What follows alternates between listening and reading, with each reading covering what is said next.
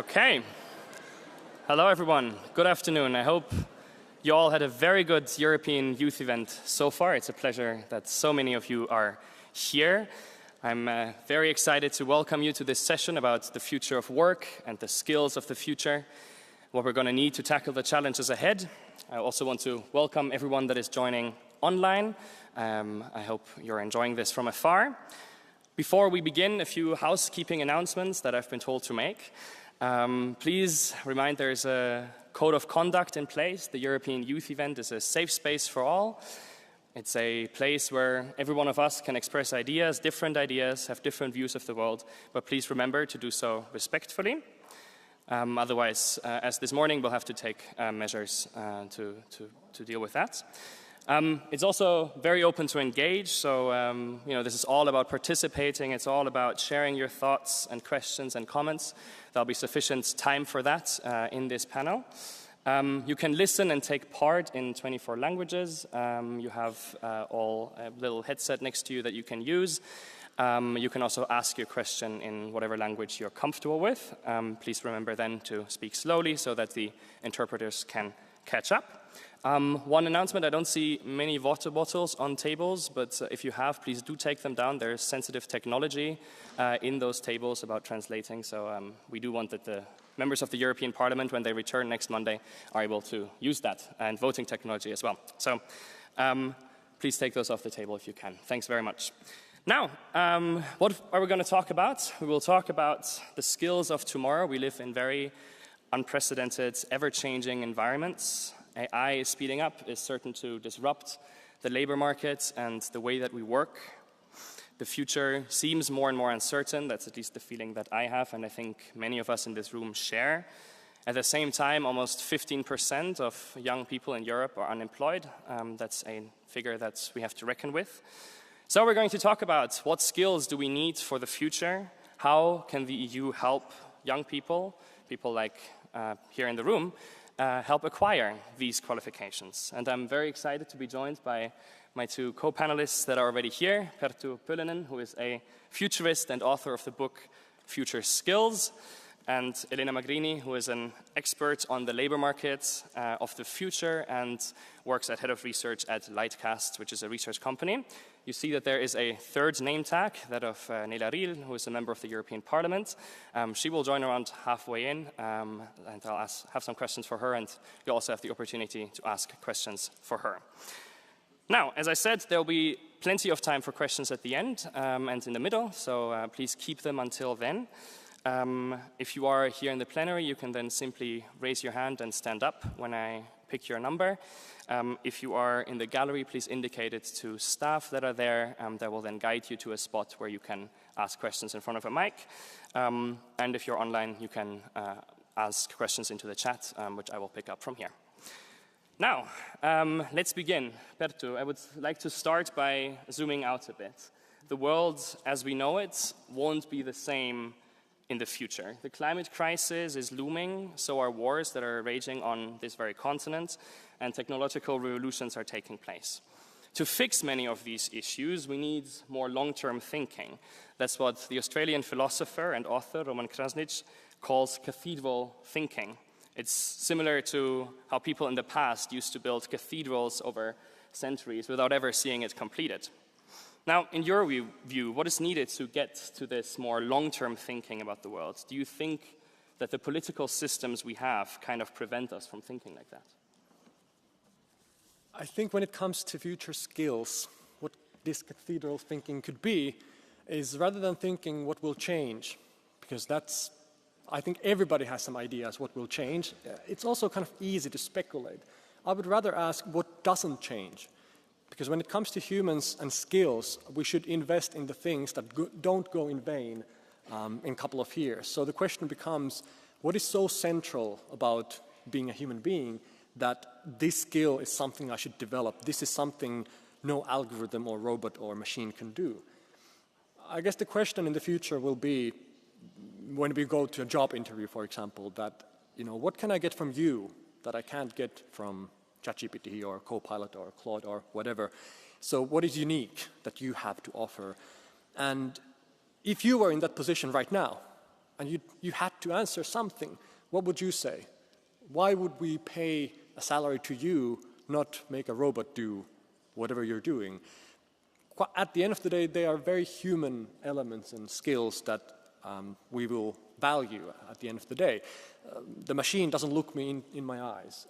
It doesn't breathe. It's not present. It doesn't care about me. It might know everything in the world, but I cannot relate to it. It doesn't have emotions, consciousness.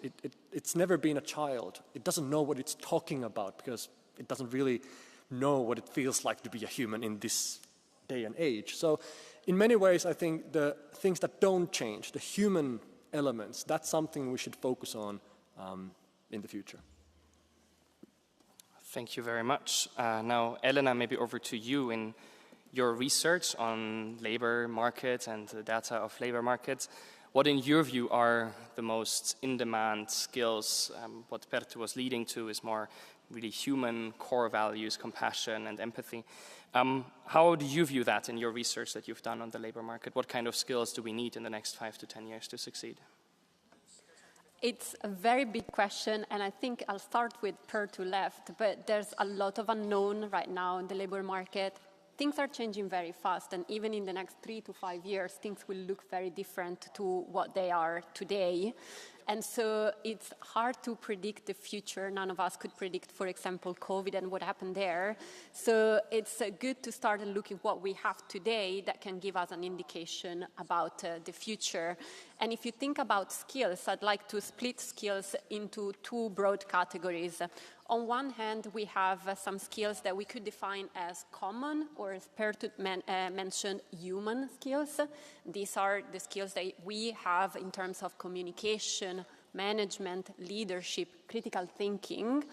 And then on the other end, we have skills related to technical skills, domain knowledge. So if you work in marketing, you will have some certain expertise around marketing or, for example, digital marketing, whereas somebody working in finance has more about the ability to work with Excel spreadsheets and data analysis.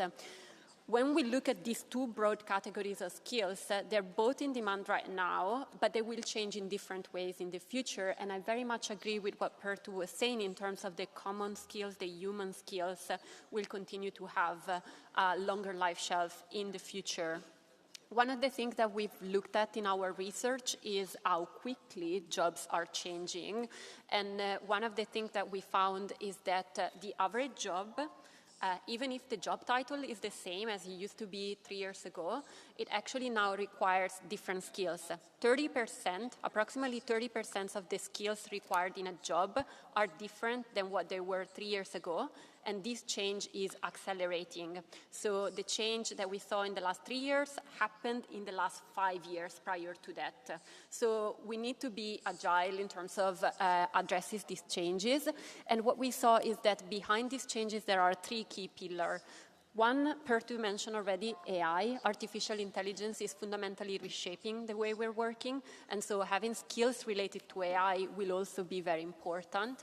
Second, we are transitioning to a green economy, so skills related to managing this transition will also play a really important role. And then thirdly, cybersecurity and increased security also plays a role in terms of the type of skills that we need. And that is not to say that the foundations are changing. This is on top of those human skills that we mentioned before. We also need the skills to manage these type of changes. So I would say, how are the skills changing in the next 5-10 years? Well, some won't change, but we will need a lot in the future in terms of our human skills, leadership, critical thinking, adaptability, and the ability to be flexible to change. And then we need to know the skills that will help us ride the wave of change. So AI, green, cybersecurity. Thank you very much, Elena. Maybe to go into a bit of a policy area, we are here in the end in the European Parliament where a lot of policy is also made.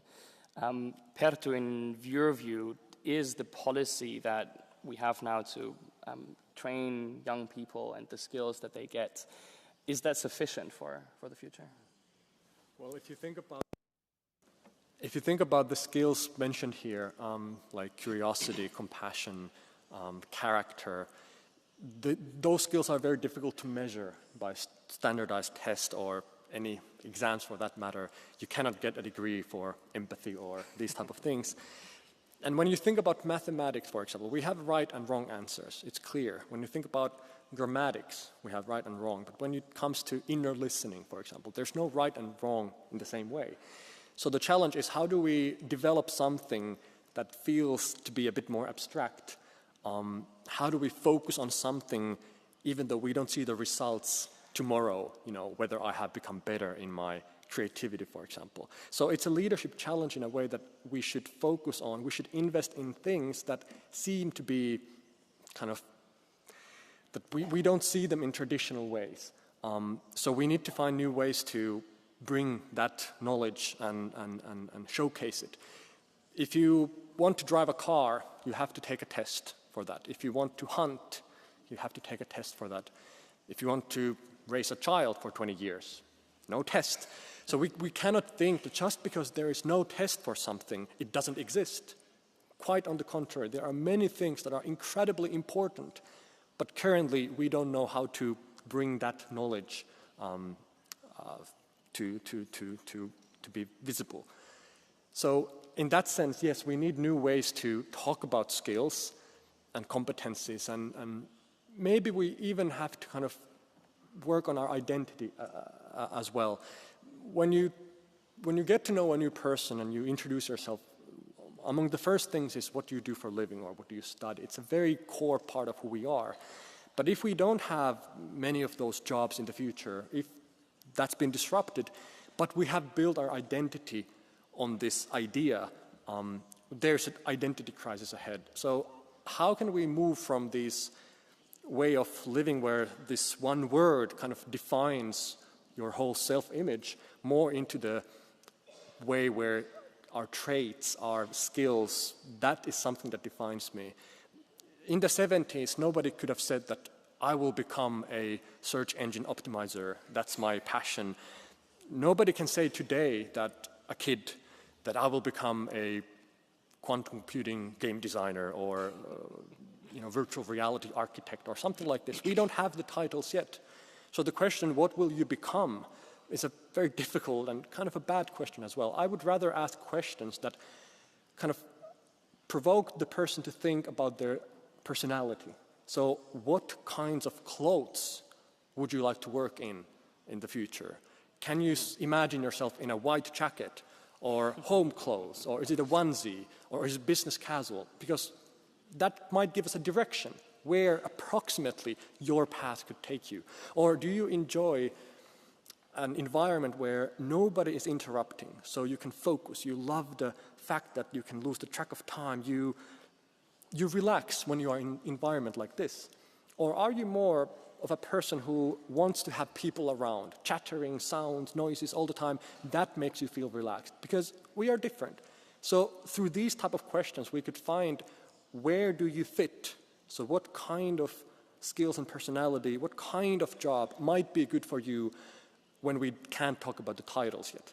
So in this way, we should again focus more on the way we talk about skills, identity, and how we kind of measure them as well. So to make it a bit more concrete, what would you advise then, for example, universities nowadays? I think experience is something we have to kind of bring more upfront when we apply for jobs, for example. There are people who have a lot of knowledge about something, but it's informal how they've achieved that knowledge. So we have to be innovative or creative in a way. How can we spot potential in somebody even though their path is unconventional? Yeah. Maybe over to you, Elena. I was asking him before about policy. In your research, you do a lot on data, you do a lot of research with data on the labor market. The policies that we have in place in Europe, do they encourage the right skills? Do they prepare young people enough for the future? That's a great question. And I think when we think about policy, it's not just one big black hole, let's say. We need to think about three key stakeholders in this policy space, four if you want. You got the policymakers, you got the universities and education providers that train people, You got the businesses that need people to come and work for them, and then you got the people themselves. And when we talk about how at the European level we need to shape this, we need this whole ecosystem to work together. So it's not just the policymakers sitting in a room crafting the new narrative around these topics. It's not the universities working on their own. We need all the three plus four with the people coming together to shape what the future would look like. And in that sense, I have three keywords that I keep in mind when I work on these topics. First one is being data-driven. Second one is around collaboration. And the third one is about agility and flexibility. So let me break it down for each of them. Data-driven, yes, some things are very hard to be measured, but right now, in this point in time, we are as lucky as we could get, and it's only going to get better in the future. We have a lot of data that we didn't have not even 10 years ago. We can measure a lot of things, and because we're seeing a lot of change, and this change is happening fast, we need to make sure that we keep track of these changes. And at the European level, we are already seeing a lot of this work happening, and we're also seeing policymakers and key figures at the European level, like Draghi, talking about these topics in the future and how we can invest more in data and data-driven decisions. So that's clearly important. Then there is the collaboration element, which I think is something that also we are doing well at the European level, but we need to do more. And that is about what I was saying at the beginning, about bringing the different stakeholders together. And this happens a lot at the macro level. What I'd like to see more of is this at the local level. Take a region, take a part of Europe. How are the local employers working with the education providers in that area to create opportunity for the future for the people in that area? Because the labor market is very different. There are some macro trends. Each area has their own unique needs and is shaped in a different way. And then thirdly, on agility and flexibility, here I think is where we're struggling the most and where we need to do more of. Labor market is changing fast.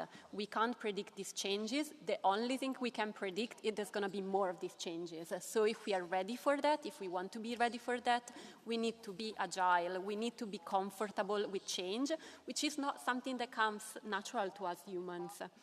So that is a skill that we need to learn as individuals, and also is a skill that we need to learn as policymakers, education providers, and businesses working in this space. So what would you advise at universities to do differently now? So one of the biggest challenges for universities is that you have very long cycles. So you get into university when you are 18, 3 years later you come out with what you study, or 5 years later if you want to pursue a master and it's 2 years master. What I said to you earlier is that compared to 3 years ago, a third of the skill in the average occupations have changed. So you get into the labor market at some point, and well, you get into university at some point, and when you come out, a third of the skills that you study for are actually different in the labor market. So I think in my mind, what universities need to do differently is this agility piece.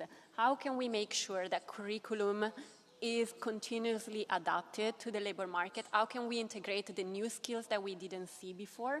And how do we make sure that people, the students actually have the knowledge to know what they've learned and how they can apply in the labor market. And then the other thing that I would say on this one is that one of the things that universities are great at is forming that character skills, those human skills. We don't measure them as much, so you come out, I study economics, I came out with an economics degree. I didn't just learn economics. I've also learned about working in a team, thinking critically. And so it's about communicating to students that they've also learned all these other skills in a way that perhaps wasn't as important a few years ago, and now is critical. Thank you. I'd like to zoom out a bit and look at a number that I found and a book that recently came out, which I found quite inspirational. Maybe you have read it as well. Over half of the graduates from Oxford and from Cambridge graduates go into finance and consulting sectors. Meanwhile, only a very small portion of that number goes into the public service sector. That is a huge loss for talent, says Rutger Bregman, this Dutch historian, that I believe you are too familiar with. And he, in a book, calls for more moral ambition, an ambition to change the world and to do good in the world, and less focus on going into consulting where you increase shareholder value. What is your take on that? Is that a trend that you also see? I hope to see that more. It's good to remember that globally over half of the population on Earth is less than 30 years old. Sometimes in Europe we forget that because we have the opposite age structure, so we have the old generations and not newborns that much. So it means that if there's more than 4 billion people less than 30, they will be overrepresented in 10 to 15 years in everywhere, basically. So as workers, as customers, as voters, the last of them have just become adults. So that segment, that group of people will, at the end of the day, they will decide quite many industries, what is the direction, where do we want to go? So it is at the end of the day up to us, people less than 30, to decide, because there's so many of us. So we have to remember that when, for example, right now we make decisions, are there any people less than 30 around the table? Probably not, even though half the population looks something like that. And we haven't seen the tipping point yet. In 2 to 3 years, more than half of the population on Earth has been born in the 21st century. So 2,000-somethings make more than half in a couple of years. So things to keep in mind. I see there's a lot of possibility now.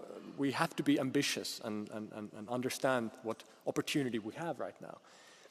At the same time, I could give a little challenge to the older people, because expertise and potential skills are also changing in what they look like.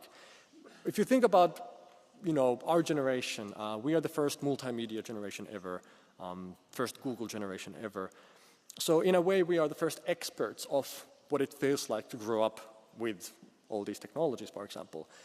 So I could say that somebody, let's say a 17-year-old teenager who knows everything about social media and how the algorithms work and what to do, what not to do on different platforms, I could say that this person is the best social media consultant in the country, because they know deep dive, they know everything about the platform. But if I bring a teenager here and tell you that this person is the best we have in the country in this field, many of the adults might wonder, but that teenager doesn't look like an expert or sound like an expert, or they don't wear the clothes experts usually wear, or they don't say the words that we used to hear from experts' mouths. And so in a way, we have a very narrow idea of what expertise should look or sound like. So right now, it's also a challenge both ways. Older people need to recognize that even though expertise doesn't look and sound like the same as previously, there might be very important things, and we can teach each other both ways, especially if half of the population on Earth is something like that. So in that sense, we have a lot of good reasons to be optimistic about the future. Yes. I hope so. Now, I've had chats with people here, and as a young person myself, I notice a growing sense of anxiety about the state of the world and our place in the future, with war in Europe and wealth inequality growing and the climate getting worse and everything getting warmer, and we're not going to be able to afford many houses. You just said you're hopeful about the future. Why? What do you tell young people here who may be anxious about what's coming? I was asked once, are you, Perttu, an optimist or a pessimist? And I said, I'm an optimist, yes. And they challenged me. They said, how can you be an optimist? Because you know all these problems we have. How can you be an optimist? And I said, well, it's too late to be a pessimist. We have to kind of believe in our abilities. But it's a very good notion to make. We look to the future in a very different way than we used to. I recently read a speech that came from the US in the 60s. Lyndon B. Johnson said in a speech that we can create the civilization we want. And people were cheering. They were kind of optimistic that, yes, we want to see that future. Can you imagine in today's world some politician or president or any leader say that, listen, we can create the civilization we want, and people cheering to that? Not really. And what's happened in this 60 years is that future is not anymore something we are waiting for. It's something we are afraid of. Progress is not driven by enthusiasm. Progress is driven by worry. We are worried about this and that. There was a generation that wanted to escape the past some decades ago, you know, the horrible things that happened in the past, to something better in the future. Now we have a generation who wants to escape the future. So which one is a better starting point to build future? One scenario where people are anxious and they feel like, you know, we are screwed, things are going badly, I cannot impact the future.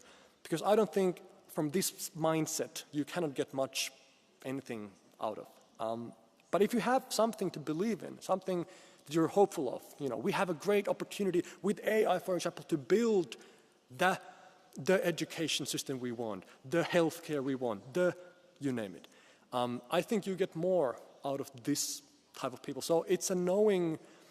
I mean, I don't try to say we should be blue-eyed or naive. Yes, we have challenges, but I choose to be an optimist at the end of the day because, well, Martin Luther King said, I have a dream, not I have a plan.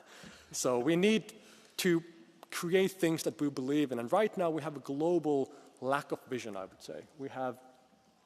We feel like if we continue this path, it is path to nowhere. So something needs to change, but it might change with the way we talk about the future. We need a vision for the future and a plan for the future. What is your take on this? That's a difficult one to answer. And maybe, Ismail, you said, I have a dream, I have a plan. I'm actually very much of, let's have a plan to be prepared.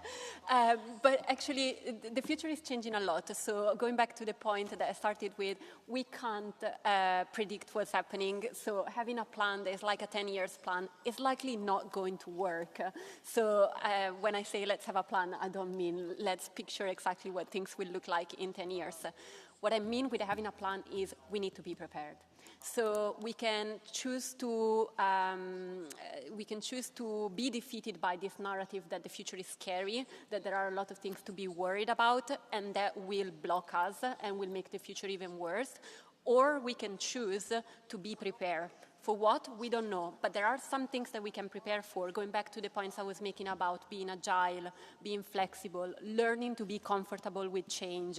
If we prepare in this way, we may not know where we end up, but at least we have the skills, we are equipped with the tools that we need to be okay, whatever comes our way. So that is kind of like how I would respond to that. And the other thing that I would say on that, because I wrote down some notes while you were talking, Perttu, because I thought you had some great points, is that a lot of the things that we have now are new, are as old as many people here in the room. So that is a great opportunity to reimagine how we shape the future, and perhaps for us as young people to have more of a say on how we are shaping the future, which is very much up to us. It's not happening to us. We are in the driver's seat of this change. And this also changes our approach to how we study and work, in my opinion.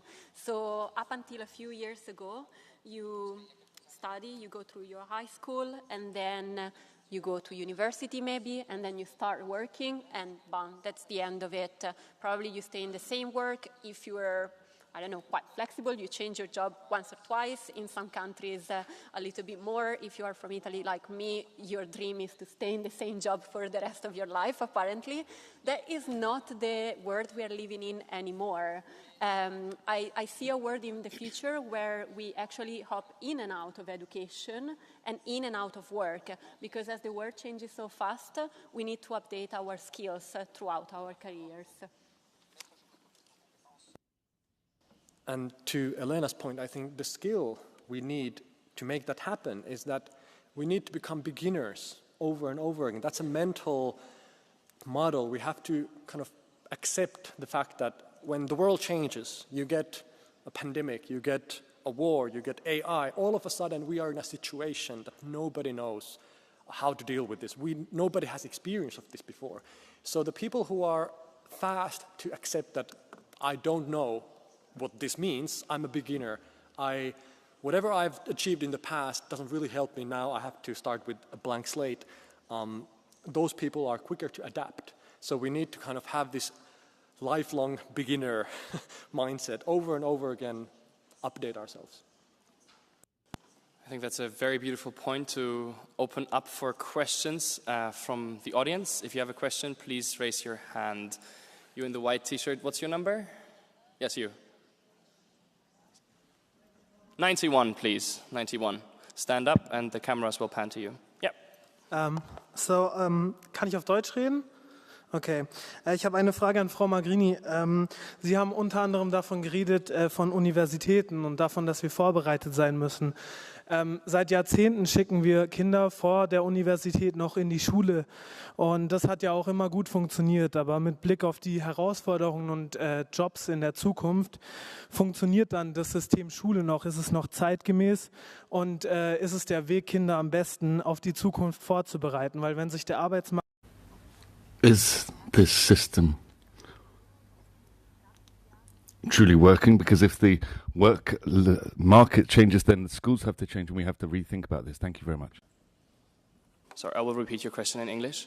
That was for you. I will try to repeat it in English. What you were asking was about schools, and now before universities, we always send kids to schools for so long. And I think you were talking about if the school model of 12 years and very rigorous teaching makes sense in your view.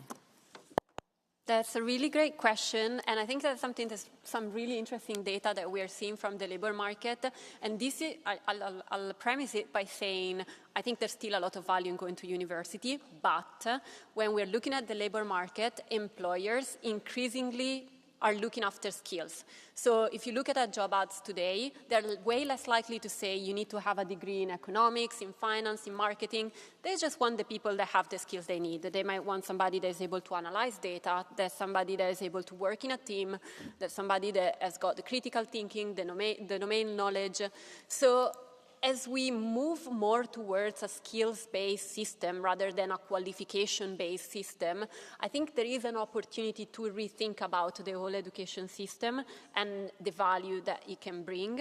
And to my mind, that is not to say that you don't need 12 years of education and then going to university. I think there's a lot of value in getting the foundations right, but I think we need to be more flexible about the way we are thinking because the labor market is changing in a way that is not responding to that traditional system anymore. Thank you. 322. Okay. Hello again. Okay, my question is related to your... 1 second until the cameras pan to you. 322. Yeah. Yes. This side, right? Okay. Okay, my question is related to your speech pronounced by the Miss. Okay, she said that research has revealed 3 main points that search market is always will be searching for, and those are being driven, collaboration, and flexibility. But another speaker has also mentioned that there is only a knowledge that you can bring out and no experiences, as the universities don't have to offer you internship programs and some kind of job offers, right? So can I ask what kind of job experience added to a CV could be discussed as the best version that may provoke your candidacy in front of then the other ones? Maybe it is volunteering, maybe it is not related only to your sphere, to other sphere, but it is kind of unique and universal one. Thank you so much. I think it was for you first and then for you. Okay, this is a difficult one. I think it's, I don't think it's either one or the other. You need both. And I think a lot of the experiences you mentioned in terms of internships, in terms of volunteer, they're actually really important because in a way that make come out more of those human skills that you may have that you don't see in the paperwork of the qualifications that you've achieved. So in my mind, I would say that there is a lot of value in this type of activities.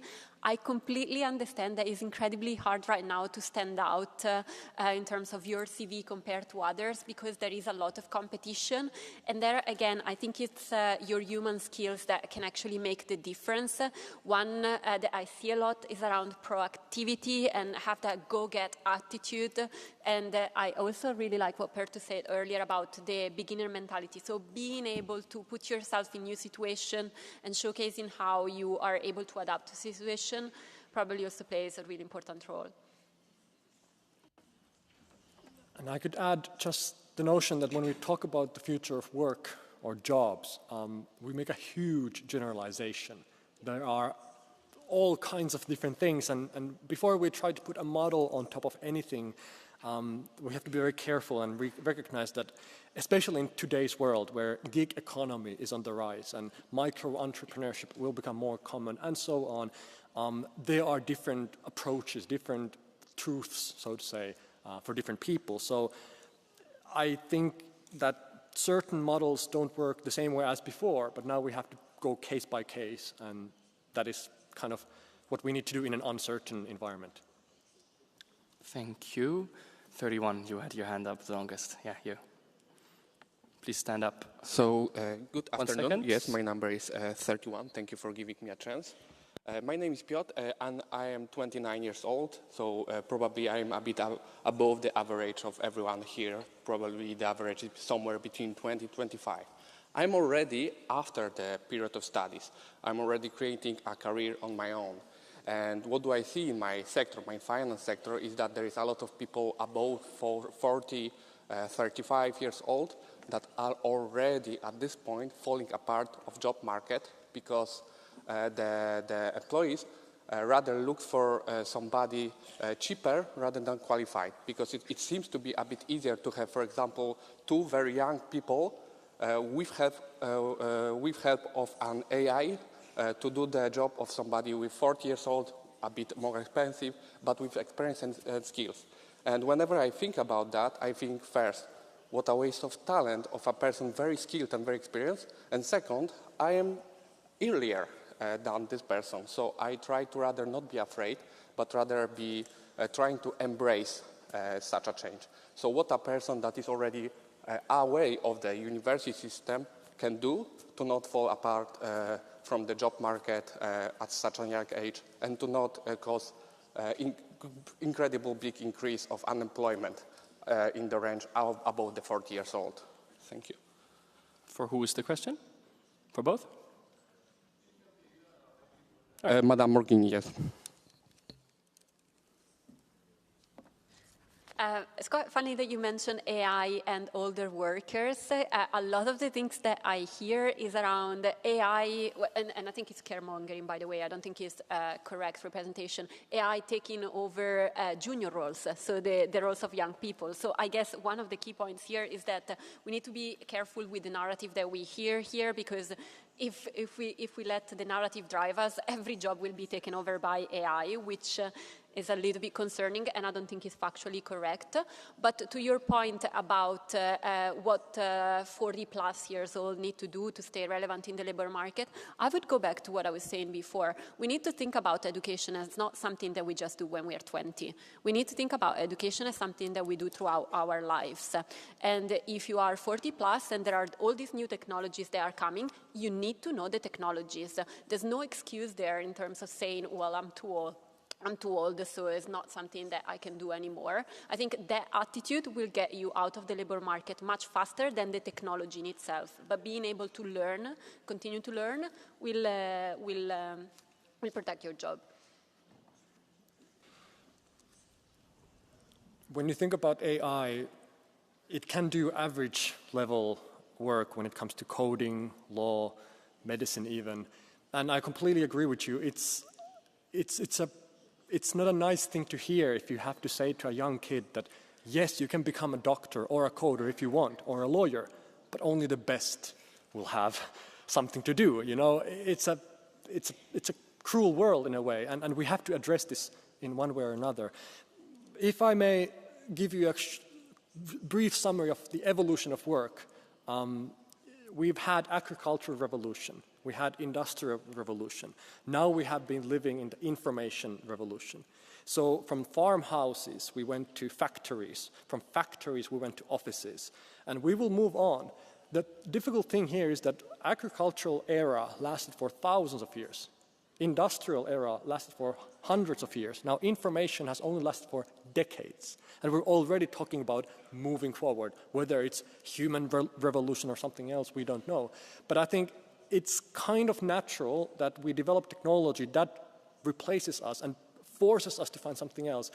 The time span is now what is difficult. It happens in one human lifetime, and then when you have 40-year-olds already, they have to kind of reskill themselves. So this is something we need to address, and this is the challenge of our time, yes. Is there a question from the gallery? Please, guides to the microphone. See one up there on the left. Otherwise, in the meantime, if you can get guided to the microphone, we'll take one on the floor. Number 10. Go for it. Hello. Yes. My name is Laurent Cyprien. I'm the president of the Martinique Youth Council, and I flew half the world to come in here and to say again that people from the outermost regions are not second-type European citizens.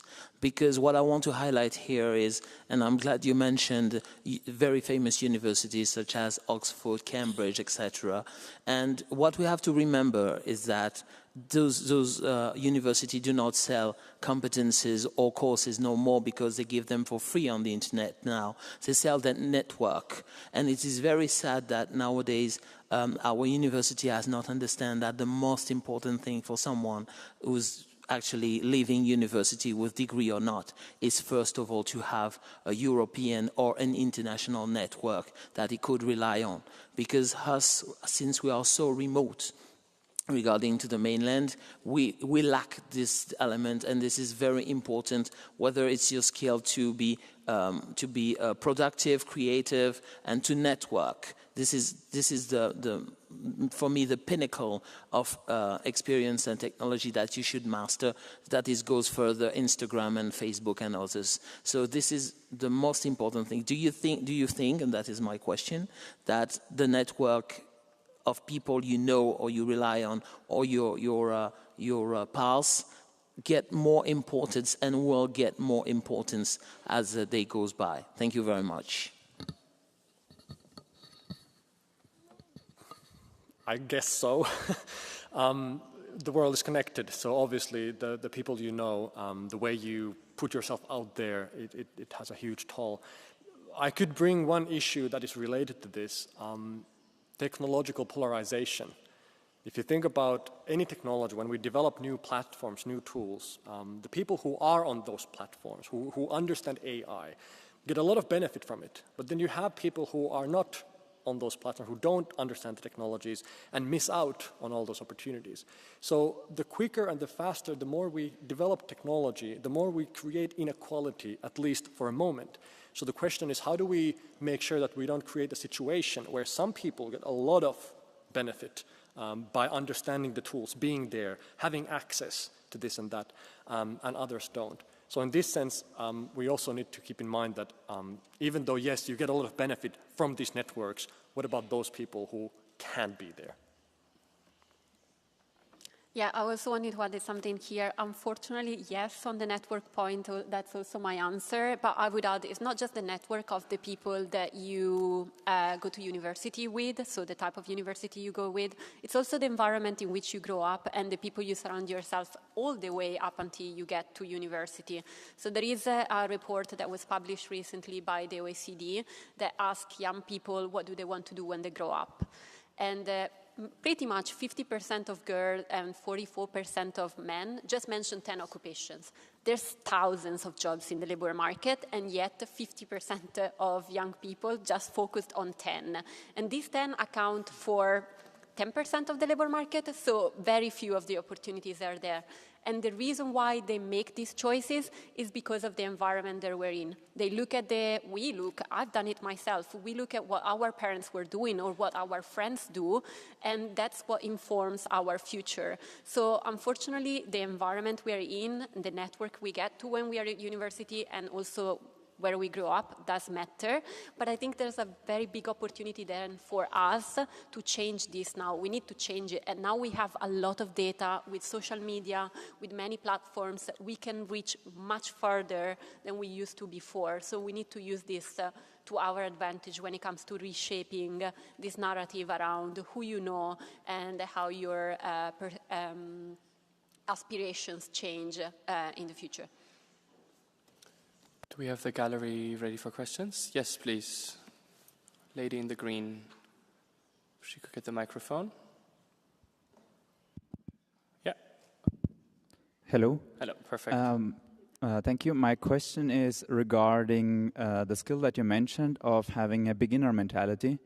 Specifically, I had an experience myself doing my exchange year, but not only young people, also adults with this mentality, which not only focuses on schools or universities, but could also go over to the labor market. Thank you. That's for Perttu, I suppose.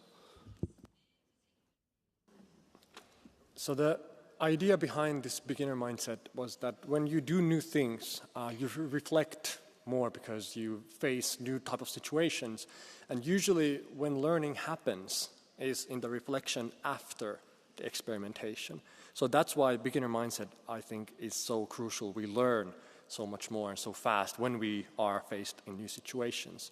But if I understood correctly the question, we cannot give a test result for this skill. We cannot give a degree for somebody's ability to change. This is something I think the job interviewer, for example, has to kind of just sense from this person. Is this person eager to change? Are they willing to change a role? Have they formed their identity so that they are adaptable, for example?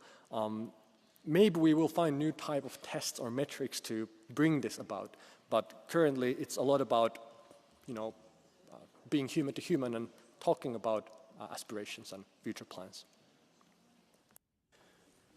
Number 431, you've had your hat on for a long time. Bonjour, donc moi ma question. So hello, my question would be about young job seekers. So my question would be about a young job seeker looking for holiday jobs for students who want to acquire professional experience outside of their studies, jobs that offer training at the same time, so sandwich courses, and that don't allow students with the relevant experience to get a chance, making the situation very difficult for them, and they are hampered by this lack of experience. Would you have any ideas on how to get these jobs that are very necessary for many a pupil? Thank you. The question goes to whom? Who? Anybody who wants to answer my question. So if I understood your question correctly, you're asking how do we solve the challenge of opening up job opportunities for young people when they're studying, when they're not allowed by, or when they don't have the skills to get into this question? Is that correct? Yeah. It's a hard one, and I think the labor market right now is not very helpful for young people, especially also in relation to, like, for example, maybe you find a job opportunity, but it's online, it's remote, you're not learning as much as when you are in the same room with a person. I don't know the answer in terms of what should be done to fix it. I guess if I were in that position myself right now, I would try to get that experience in any way I could. So if that is blocked in terms of opportunity, I would try to find other opportunities. And sounds very simplistic said like that. What I mean with that is I would try to look for other ways in which I can improve my skills that may not be necessarily having a job. So we were talking about volunteering earlier. There are other avenues as well that could be a way to showcase the skills that maybe are not acquired during the job opportunity. But it's a really tough question, and to be fair, I don't have a great answer for it. 824, please. Thank you so much. So my question is about the universities. So most of the times universities are given weight by the prestigious level that the university has, and not by the skills that prepares the student. And particularly my question is about the difference between research universities or classical universities and applied sciences universities, where the applied sciences universities focus on developing the skills of the student rather than much theory, let's say. And how should we students, universities, and in the labor market, let's say,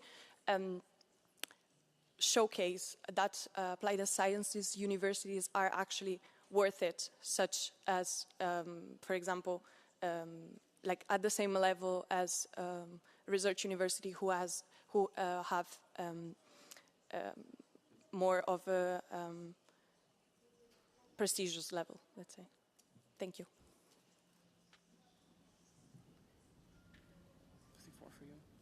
I don't know. All right. I think the way I would answer this question is, what are we after? So what do we want out of a university? Is that the prestige? Is that the prestige and the network that may come with that university, like we were mentioning with the previous question? Or is it we want the applied work experience?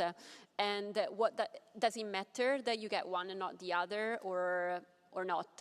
I think obviously when you're young and you're trying to select your university, it's easy to think that prestige is the thing that will open all the doors. I would argue that is not necessarily the case, and actually getting a lot of the practical experience can also provide really good value. And actually we are seeing that, for example, when it comes to connecting the dot between universities and businesses, those universities that are able to provide that actually help equip you with the skills that you need in the labor market afterwards. So I think that's really important.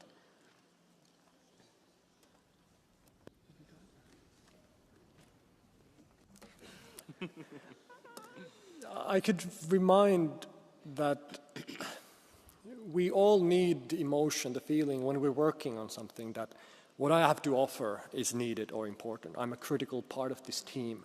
If we don't have this feeling, we won't be committed. We won't give much of ourselves. So maybe I would ask the person thinking about different options that, is this a good fit for me? Is this something where I feel that I can contribute? Because then I will be more fulfilled as well. So am I doing the things for the right reasons? So maybe that's something we also have to remember when we have these opportunities in the future. What is actually important here? Because it's not nice to succeed in the wrong things. It's better to do something that really matters. And we have our third panelist here. Welcome. Nice to have you with us. Thank you so much, and sorry for being a bit late. I came all the way from Brussels right now, but yeah, it's amazing to see so many people in here. So thank you for having me. Very, very cool that you're here. You're a member of the European Parliament yourself. You sit with the Greens from the Volt Germany party. We opened the floor up to questions, but before we get questions for you, I do have some prepared that I would like to ask you as well.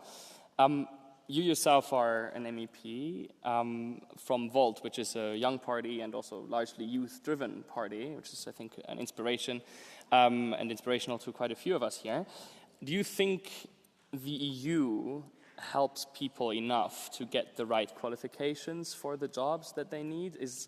how is the labor policy and the education policy that we have through the EU sufficient or not?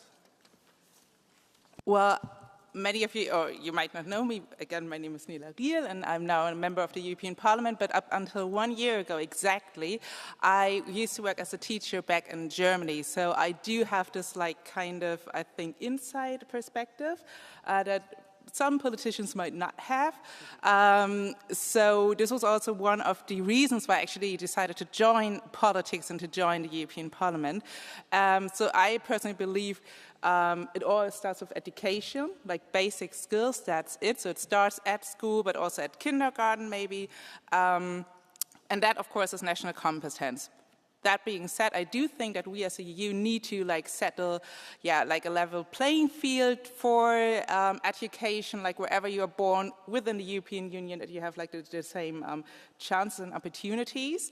Right now, we as a European Union focus quite a lot on skills, because I do think that also the Commission has recognized the need to actually improve in this field and to provide basic skills, but more than that also skills for the digital and green transition, but also skills for our democracy to young people. That means that we do have to invest a lot in, for example, Erasmus+, which many of you probably know. So that is really a flagship, I would say. But we also have to, let me phrase it in a different way, but we also have to work on mobility, not only within the youth, but maybe also for universities, schools. We have the university alliances, so that there also can be a broader exchange and then actually provide the skills needed for the youth. You mentioned the Erasmus Plus program, which I think many here are familiar with and have done it. Yeah. Do you think, or can we rethink, can the EU rethink it to include also vocational and non-academic paths? It must, should it done yes, so? Absolutely, absolutely. That's what I mean.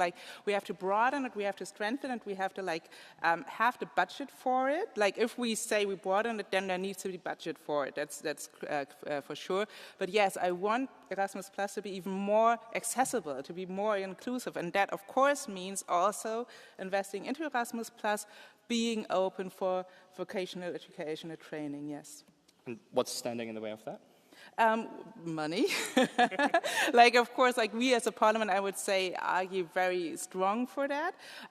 It comes, and in theory, member states and commission would oftentimes agree, but when it then comes to the funding, of course, everybody of you knows that right now we're talking a lot about security and defense, which is so important, of course, but we have to broaden that side and to actually see what lies beyond that, and that I think is a vibrant society, and that would mean creating the possibilities for us to have an exchange Europe-wide, yes. Beautiful, thank you. I have one more question for you, and then I think there's many hands up, so we'll get to those in just a bit. When I started this, I mentioned the youth unemployment rate in March was around 14.5% in the EU. That's nearly 1 in 6 people under 25, which are out of unemployment. And I think many feel that it's quite hard to find jobs that match their skills. Is the EU doing enough to tackle that?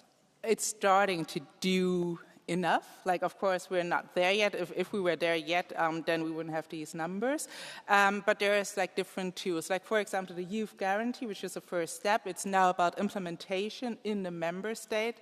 It means that every youngster is being offered any kind of job perspective within the first 4 months of being unemployed.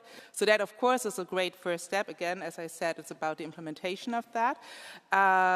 We do work towards a quality traineeships directive as well, because I do think that also traineeships, of course, can be a great first step, but they need to be paid for. And, I don't need to explain to you what we need for adequate traineeships.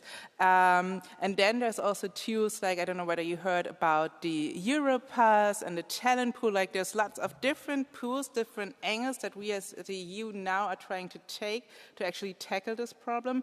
I actually also do believe that here best practices comes into place, because me myself, I'm from Germany, and I can confirm that for us this problem is not that huge, because we have like this dual system of vocational education and training and stuff that works very well. So I would encourage other member states to actually then look at Germany or Austria or, I don't know, Scandinavia countries, and actually dare to also learn from each other.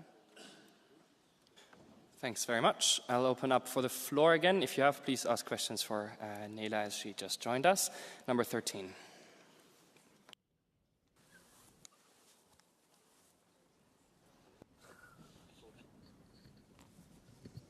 Vielen Dank. Ich würde die Frage auf. Thank you. I'll be asking the question in German. Yes, at the beginning, you talked a lot about AI. I think it's problematic that the European Union doesn't have a lot of server capacity. We're very dependent upon the US, and if Donald Trump, if they wanted, they could shut down the whole thing for us. There wouldn't be any Google Maps, for us, for instance. That would look very dark and gloomy. Another thing that I found important, you talked about AI being very difficult and dangerous for jobs. But I think it can open up quite a few possibilities. And there was talk about the discovery of computers causing job losses. Other things as well have created job opportunities. Do you see opportunities in that? Do you see opportunities for the EU and a role in security, etc.? We talked a lot about the job market. Thank you. That would be my question. I'm not going to talk about the computer, where they're located and things like this, because that's out of my area of expertise. I'll cover the part around AI and the labor market. I think there are huge opportunities there. I think the narrative is around, scaremongering, so scaring us about what's happening, but in reality, I see more opportunities than losses because of the AI. For two reasons. First is that what a lot of we are seeing at the moment is around AI augmenting tasks and jobs. So it's making some of the tasks in jobs obsolete, and it's making our life easier in certain jobs, but we're not seeing yet like full parts of the labor market completely being wiped out by AI. And also the other thing that I would say there, I see big opportunities, because when one of the things that we do in our research is we look at online job ads. So what employers put online in terms of the type of jobs they're recruiting, the type of skills that are in it, and also sometimes they put salary information in job postings. And what we see is that actually the job roles, the job postings that are online that ask for AI skills carry a premium in terms of salary that employers are willing to offer. And so if you train yourself into having those basic AI literacy skills, but also in the specific AI skills in your fields, you're actually at an advantage compared to people that don't have it. So I see it more as there are opportunities than threats. Vielen Dank. Ich antworte vielleicht auch einmal auf Deutsch. Ich bin tatsächlich. Thank you. I'll answer in German. I'm in the Committee on Education, Sport and Youth. I was in LA asking about this question. Is AI going to steal our job from us? So there was big companies there, unions, they all said, no, that won't be the case. People and creativeness will always be at the very center of things. And I just wanted to echo the previous speaker.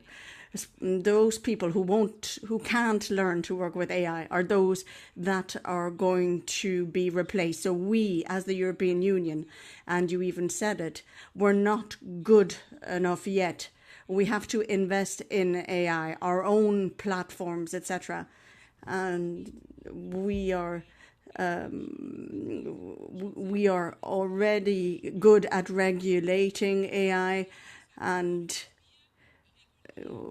we should regulate and innovate at the same time, and we have to be able to be innovative and think out of the box as they do in Silicon Valley. Thank you. I want to add one more thing. Yes, we need to be optimistic and try and get our hands dirty in this way, but also we need to be very critical of the new technologies, because whenever they sell us an idea, the impact of this new technology, like AI will increase efficiency, it will make things easier, faster, more productive. That's all possible, but what is possible is different than what is probable. We need to recognize these two different things. The same was with social media. It was sold to us with this promise that it will empower and democratize and connect and all these great things. That was all possible, and it kind of did that as well. But what also happened, what was probable with certain incentives, we got a lot of problems and challenges. So yes, we need to be optimistic with AI, but at the same time, challenge. Is this the vision? Is this the narrative? Is this the direction? And what does it mean to us really? What is probable, not just possible? Number 57, you in the green jacket, please. Bueno, yo please quiero stand up if you preguntar. Bueno, mi pregunta la voy a hacer en. My question will be in Spanish. So firstly, I wanted to ask, what is the Parliament planning in terms of strengthening collaboration between companies and universities and also production sectors in order to improve the situation? Because companies and academia go along two different paths and don't cooperate. At least in Spain, there isn't a clear focus as there is in Germany, for example. And then in which way can we harmonize and mainstream, because the Bologna plan only did not really reach a good conclusion. So the reality in academia is that often ideology is used. We often talk about critical spirit, but then sometimes thinking in a different way can actually penalize you. So what guarantees can there be for students or for young people? Because if you think in a different way and you think critically, sometimes you're criticized for it. So, and you don't often get support for doing that. And then my second question is concrete actions that the Parliament can push in order to guarantee that young women with disabilities, for example, only 2% of university students women students have a disability, and so they're often not spoken about. There are a lot of biases, and many people who put the programs together are male, or they're people who don't know about disabilities or don't have disabilities. So it's about probabilities, and there are certain biases here. And so how can we think about all of these issues? And then finally, Erasmus Plus, and recently we were hearing about expanding these initiatives, and so my question is about the bi-regional initiatives between Europe and Latin America. We need to strengthen these and include them in these initiatives as well. In Lima, in Peru, there was the last meeting of the Eurolat held recently, and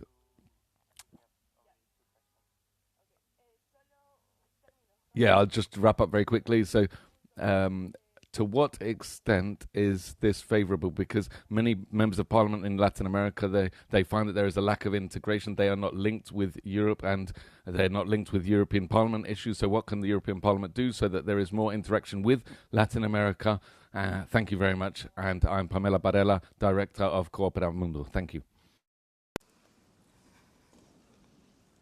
Yeah, thank you very much. I'll start with the first question. First, of course, I mentioned it before, the university alliances is like one big key element that I would say we would need to strengthen, and that actually I can speak for my CULT committee or for the CULT committee that we do believe that this could be really a valuable tool. Again, here, the universities themselves, they ask for a legal status, a proper legal status, and again, as well for funding. Funding is key also in science. And here I do want to encourage you to be thinking critically, because what we are not doing as politicians, what we will never be doing as the European Parliament is to stop critical thinking, to like indoctrinate to whatever direction science should be like at universities. So I was very worried when you said that. The second question was about Erasmus+. It was about women with disabilities. Disabilities, okay. So Erasmus+ was like part of the first question, but also opening it up. That's exactly what I meant, like making it accessible. This is something that we as the European Parliament are like fighting for, to actually speak to groups like representatives of people with disadvantages and ask them, okay, what are the needs? Like, how can we actually make it accessible? Because, of course, we ourselves are not the experts, so we always need experts. And then, in collaboration with them, actually decrease the burdens that there are. Again, here I would also say it's also, again, and I will stress that out and out again, a matter of funding. We, as the culture and educational sector, we just need more money, because I really believe this is like the backbone of our democracy, to really ensure that everybody can take part. Yeah, this third question, unfortunately, I'm not the expert. I don't know whether anybody else on the panel is. Okay, but I do know what I can tell you is that we do have, like, I'm from the Greens group, I'm from the Party Volt, but sitting within the Greens group, and we have amazing colleagues there. For example, Diana Riba, who is from Spain, and she's doing a great job constantly in exchange with Latin America, but I don't want to speak on her behalf because I'm really not the expert, but that's a name you might reach out to if you have further questions. Thank you very much. There's time for very little questions, so please be as precise as possible. Number 66, please. And only the question, no statement.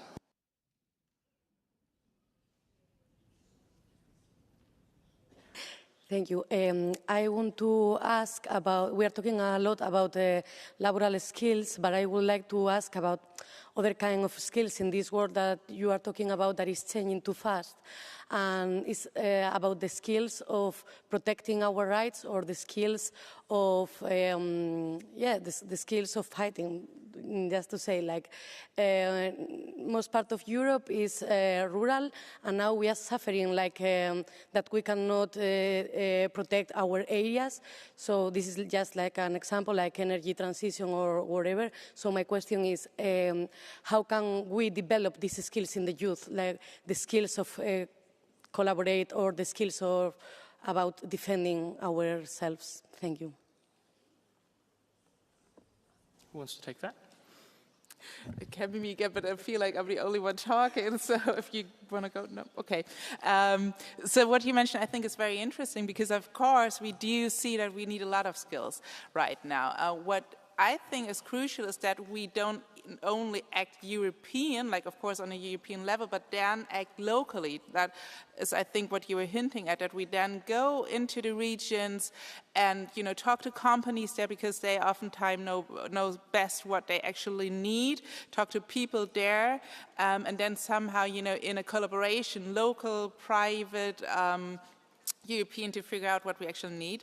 I think there was another dimension in your question, if I heard it right, because I personally believe very strongly that we don't only have these skills I was just talking about, were about the skills needed for the green and digital transition, but we also mentioned that before, need skills for a democracy, like, media literacy, to actually protect, as you somehow mentioned, what we already have. So I think that should always be the part. It should be like a holistic approach, but that again can only be reached in collaboration.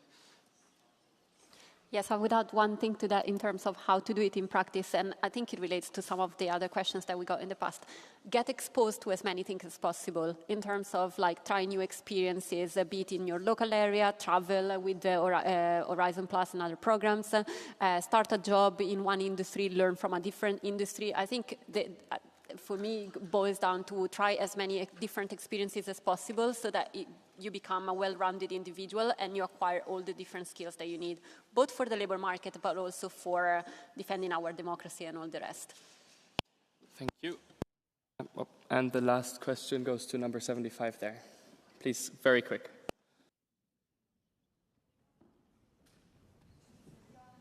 Need to press the button there? Yeah. Bună ziua! Numele meu este Suciu Bianca și o să vorbesc în română. Hello, I'm Suciu Bianca and I'm going to speak Romanian. Many big companies move their production outside of Europe because there are costs that are less expensive. What does the European Union to keep the production in Europe? Because we would like to stay here. How can we be sure that we have a workplace after finishing our studies here in Europe? Thank you. For you, maybe?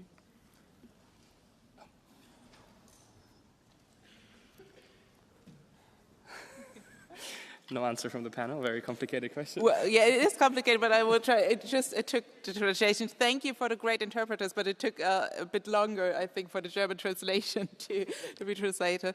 I think we should never track back from like the human rights standard we have. Yes, it might be cheaper to produce elsewhere, but that's not the way to go. What we are doing now, for example, and of course that can also be criticized, but there are like these free trade agreements you might have heard of, like Mercosur, to actually foster collaboration, trade with other countries, other continents, at an eye level. So I think that's the way to go, but it would never ever be reasonable for us to say we will cut down, I don't know, workers' rights or something. So I think really the way to go is to, in collaboration, and we had it before, foster innovation actually here.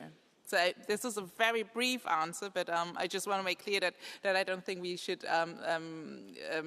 go away like sinking our standards.